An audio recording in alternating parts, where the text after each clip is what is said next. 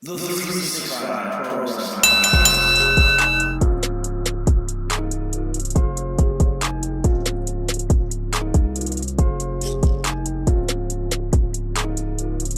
365 Nation, welcome to episode number 50 of the 365 Pro Wrestling Podcast. I'm pumped up. I'm so excited you're here today listening with me, and I hope you enjoy part 2 of this Mike Hart podcast. Now, Mike was talking about how he can't go anymore, he can't wrestle anymore like he wants to, so he's out of the ring, but he's really enjoying being able to watch full matches, and we're going to pick it up right from there. And remember, if you need to pick up tickets to February 22nd in Campbell River or February 29th in Kitchener, you can do so at 365prowrestling.com. But now, let's get back to the interview.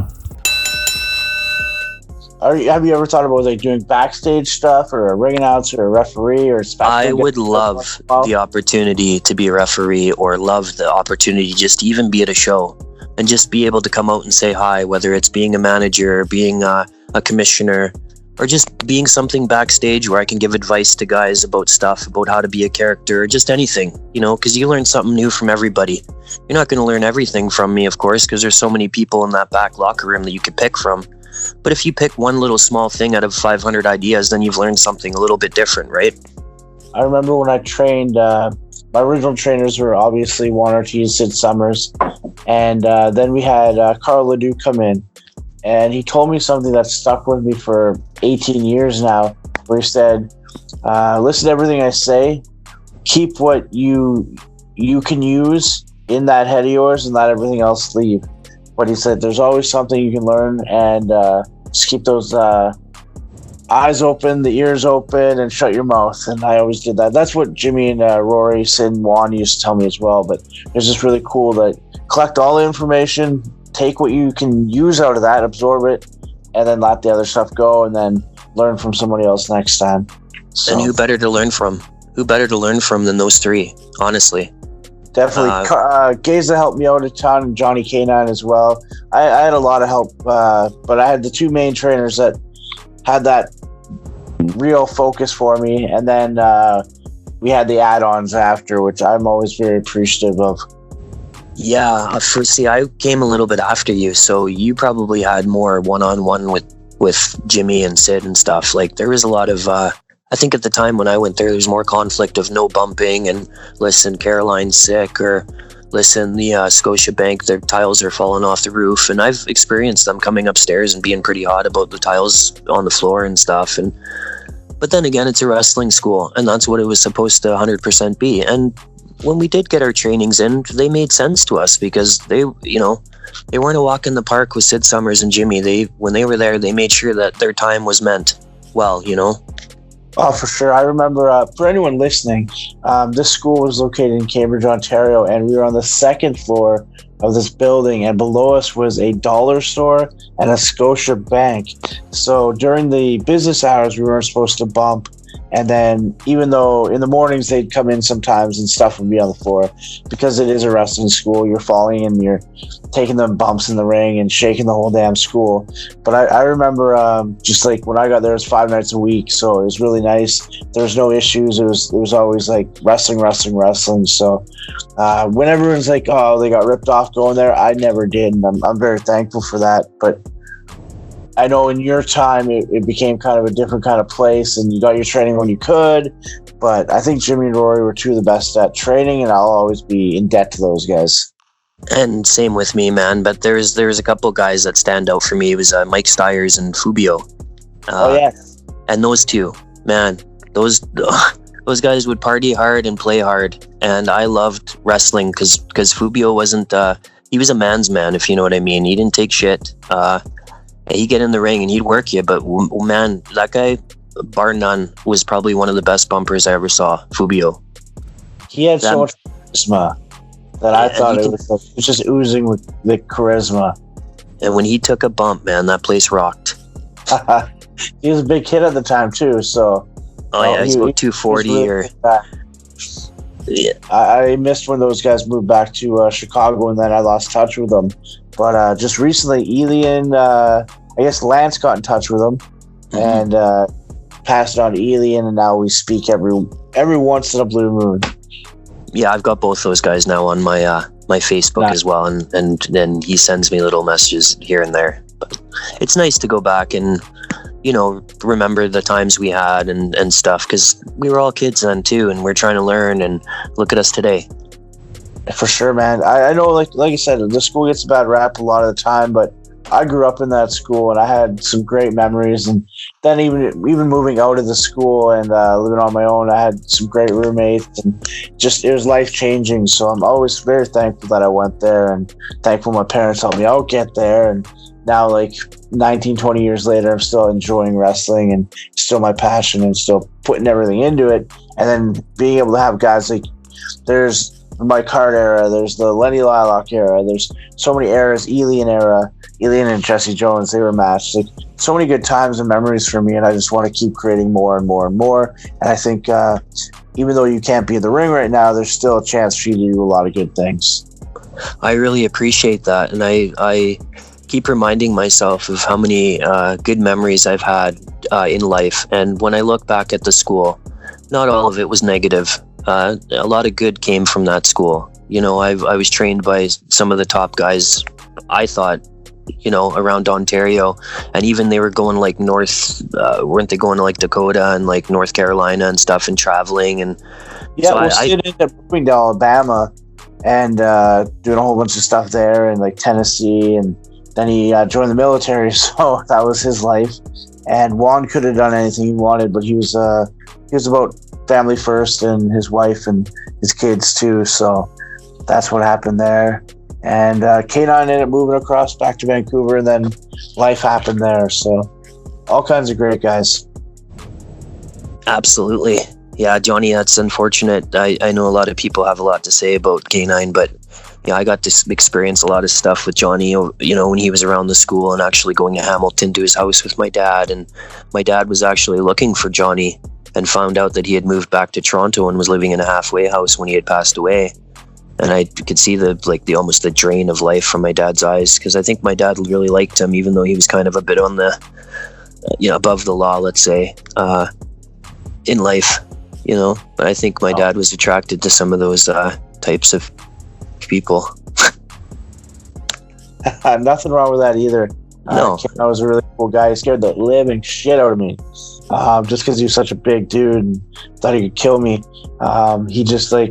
He worked us hard in training, and I was so thankful for that. And for Juan and Sid getting us ready for his classes all the time. It was just such good times. But if you could pick like your top couple moments at that school, whether it be like maybe we used to do those weekly shows, or maybe anything, just the relationships you built. What was your favorite time of your wrestling career when you were at the school? Just the wrestling, the training that came. I would look forward all the time to Stid and Jimmy coming, because I knew you're going to get some serious training here. Because there was a few days where you wouldn't get anything, and I was a little bummed out when I first got there. And then these guys showed up, and they're like, "Okay, we're doing these drills," and these drills were hard. I was not prepared for them at all. Like Tell running up and down those stairs. Exactly. Tell people like how like everyone thinks wrestling's easy, and then you get there and smacked in the face with the reality. Yeah. So you get there, you're running these drills of up and down the stairs. They're basically trying to burn you out, and that's just the start. And then once they burn you out a little bit, they get you in the ring, and now it's like doing some stretches a little bit, you know, some push-ups, and okay, let's do a little bit of locking up, and you know, okay, let's the bump feed basically. And before you know it, you're fully engaged in a match, and they're just basically seeing where you are in wrestling at this point. They're analyzing where to work with you, right? Because those guys would work individually with people too. That's what I loved about those two, is those guys would pull you aside and tell you when things were shit, you know, and when things looked good, no, keep that, that's good, you know, and keep selling. You know, you're selling really good. Keep selling like that. Because I was a small guy. There's no way a guy like me is going to go over on a guy like Fubio or Sean Spears at that time, or Lance Malibu. Like, it just doesn't make sense, you know. But the things that did work, they really instilled stuff in me. But yeah, the training was grueling, and I remember they came. It was like 5 days in a row, and my legs were just throbbing. And I think Jimmy He liked to do the submission stuff and the shoot fighting stuff, and I think one time I got lippy with him or something. He legitimately choked me out. Jeez. But hey, it all made sense because if you got to be there for a reason. So, like I said, Eddie, they were analyzing to see where you were at with wrestling and where to work with certain things. And if things worked, they said it. And if things look like shit, you know what Jimmy would say? That fucking sucks, man. Yeah, 100%. And that's what you needed, though. And that because Joe is bullshitting, right? Like I'm not saying he was he was a bad person. Let's just say that. But he would tell you things that just never made sense or would never materialize. But then you had these guys coming in that meant what they said, and you took their time respectfully. Because you're like, man, these guys don't even have to be here. They could be doing anything, but they're choosing to come and to teach, you know? At a time when Joe's kind of, things are going shady at that time, right? So, and they're still coming around, and I'm very grateful for that time. Very grateful to those two. We did so many squats and push-ups and push-ups out of the corner and sit-ups out of the corner, and then we would shoot fight for the first 30 minutes. Yeah. No kicks or punches or anything like that, but we would wrestle to submission, and it'd be like king of the middle type style, and you just kept going, and everyone would do it, and then you'd have class. So it was always amazing for me, like how much work you had to put in, and I was in definitely the best shape of my life learning with those guys, and it was awesome. But yeah, it'd be an hour of working out, and then it'd be 2 hours of wrestling, the training. Exactly. So it was like good times. Just when you think it's over, it's just beginning, you know. Now, what do you think about the modern training? I know guys are maybe like there's a lot more schools, but there's a lot of talent. So like, what do you sit on all this? Because I say like I think people need to learn the basics 100% more, but I'm extremely like impressed by some of the stuff people can do. It's just I think they got to learn the storytelling part as well, and I think that's also learned not always at the school, but once you learn your basics, your foundation, the fundamentals, then you get on the road and you start learning how to work more. I think if you just watch one of your favorite films and you learn how to act, you look in the mirror and you cut promos on your wife, cut promos on your kids, cut promos on the dog, cut promos on the grass, and build from it. Yep. Absolutely. And you know, the thing with modern technology, Eddie, is now you can record this all and you can go back and look at the stuff before you put it out there, and you can go back and edit, you can go back and redo it. And I think it's important for guys to learn how to talk and learn how to express when you're getting punched. Learn how to express when you're taking a bump, and just always the facial expressions are so important in storytelling of a match that when it is your turn to fire back, it makes more sense almost. 100%. I think promos is a big thing, and you touched on a key thing that I think sometimes people don't do. I've been guilty of it as well, where you just take your first promo, you're like, well, it's okay, I'll use it. Instead of sometimes, you know what, I fucked that up, I should redo that. I have the time, I have the technology now. We never had that back in the day. We had a camera, but editing was extremely tough. Now I can do it on my cell phone half the time. And it's just wild how much more we can do with our phones, and we can make those GIFs, and it's pretty crazy how much technology plays into pro wrestling nowadays. Absolutely. And if I can give advice, man, get yourself into an acting school or even dance class, and the basics with the dancing is learning how to stretch properly. I think that's a key thing too, in longevity in wrestling, is looking the part, but also keeping your body stretched out to a point where it's not so impactful on your muscles and your bones moving forward. Because a lot of you guys have had 15, 20-year careers and you're still going. And there's got to be a reason for it. For sure. And they even talk about how DDP's yoga's helped so many wrestlers. Jericho puts it over big time as saving his career and giving him this next chapter. Let's speak about that for a minute. Do you catch much wrestling nowadays that's on TV? Yeah, I do. I watch all of it basically, but now with the technology you get PVR, so you can record everything and then go back and watch and delete what you don't and fast forward what you do. And right now I'm digging a lot of what AEW is doing.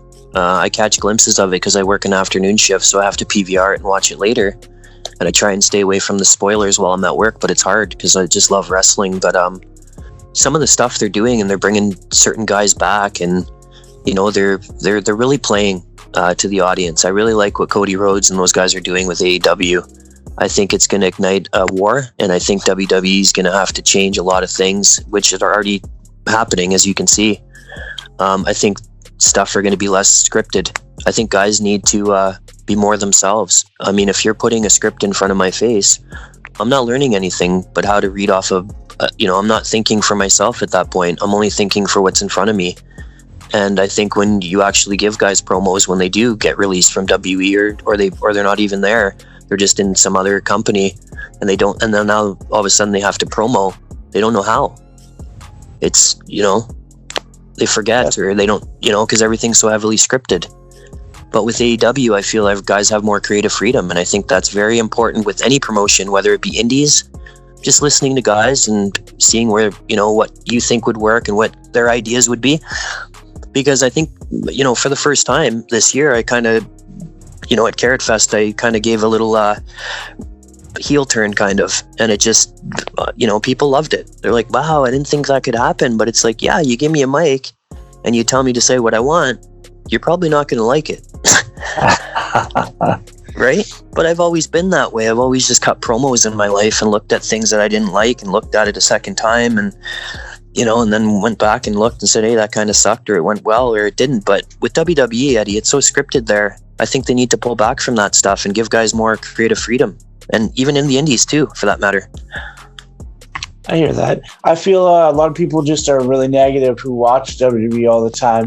And sometimes I'm like, if you hate this so much, why do you watch it and complain about it every week? That's my one qualm about certain people who watch and just hate it. I understand the whole, it's too scripted with the promos and whatnot, but I think the wrestlers are really working hard in that ring, and really appreciate all the hard work everyone is putting into it. But on a side note, I remember many times we'd hang out once in a while back in the day, and you'd just be walking down to a park or going to a show or a bar, and you just cut promos the whole way there. That was something that's always been part of you, and I'll always remember that for sure. It was just so important because I was the smallest guy. So everybody wanted to see the guy that could back his mouth up, get it shut possibly, or maybe pull a fast one. But I always worked on myself and my promos. And guys like The Rock and Stone Cold and even Bret Hart and Mr. Perfect all inspired me. Roddy Piper. Those were successful guys, and they all had good charisma. Macho Man. They all knew how to talk. Hulk Hogan, So it was a good time for me to grow up in wrestling and be able to see that, because I loved wrestling, and I knew that, I wasn't really heavy into myself looking the greatest and stuff. And so I figured if I could talk, maybe if wrestling didn't work, maybe I could be a commentator, or maybe I can do announcing, or maybe I could, be a backstage guy. For so sure. I always thought of different scenarios, because nothing's forever, unfortunately, and you just got to take the time with the time and just evolve with it. And if you feel that, life's a little short at this, maybe we can evolve to something else. Maybe I could be an announcer, or maybe I could do roughing, or, you know what I mean? You got to always be ready for something. There's a lot of positives and a lot of good things no matter where you look, so you just got to find them in the right way. And once again, I want to thank you for coming on. We could talk for hours, I know we can, and we will talk again soon. But I'm just going to open up the floor. Anything you want to, last comments for today? And if you could plug your social media, that'd be great. Sure. I want to actually thank a couple guys too, like Corey and Rusty, for the run we had, and even Joey Valentine for the 10 years as a team. It's not easy to always be with a guy like myself. I also missed out, thanking Reggie, because I had so many great memories with Reggie Marley and so many good matches with him. And it always meant a lot to be able to come in there and share my ideas with guys like Reggie, and Reggie saying, yep, that's great. And me not expecting that, because here's a veteran. He's been around a long time. He doesn't need to listen to my ideas, but he did. He listened to every one of them, and he always incorporated those in my matches. So thank you, Reggie, for allowing me to, have some input on stuff. And thank you for the time in the ring. And, again, thank Lenny but Corey too, my brother. He put up with a lot with me too, in the 3-year run. But I'm glad if it was with anybody, I'm glad it was with him, because I saw the fire in his eyes for wrestling. And I think Corey at one time didn't think he had an opportunity, and then I brought him to a show, and then it just all took off, and it it worked for both of us. And I know Corey's still a big part of PWA, in memory, and maybe now 365. Hell yeah, we're really excited for him.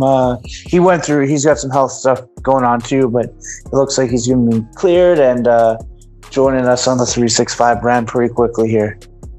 And that's amazing. I'm so pumped. I want to come to one of these shows very soon. Definitely, because Awesome. even if it's just to support it and just be in the audience and watch it, that works for me too, because I love what you guys do there. And I think that this has so much more growth to it, and I'd love to be a part of all of it. I still got a lot of years in wrestling, and so do you, and so does 365. And just watching PWA grow to how high it grew, and now to watch a new company take off with different characters and wrestlers and different sort of insights, it's going to be amazing to see where it's going to be in 14, 15, 20 years. Thank you very much, man. I appreciate it. And where can people find you online if they haven't already joined you on social media? So Mike the Match Hart on Facebook. I have a private site, Michael Jack Jones, but that's more for family and personal friends. I don't typically add fans on there unless I personally have met you and know you. Instagram is just Mike the Match Hart, and then on Twitter it's the Match MH. But Twitter I don't bother with half the time. If it is, it's just retweeting stuff. But I want to thank you too, Eddie, for your time. It's nice to be able to sit down and talk with you and be able to have freedom to talk about things, and answer questions for you. I have a lot of respect for you and what you've done in this wrestling, and you've come a long way yourself, and I know it's never easy, and you're juggling 2 promotions and a family, and I don't think you get enough credit for the stuff that you provide for us. So on behalf of everybody, I'll thank you, but especially by me and my father, I want to thank you too, because I know you meant a lot to him. Oh, we had a good time for sure. But thank you, Mike. We'll have you on again soon, I'm sure. It's always a good time. It's an easy interview. I think people really can get into it because it's a lot of passion, and I appreciate that. So let's talk again soon. Until then, peace. Thanks for having me.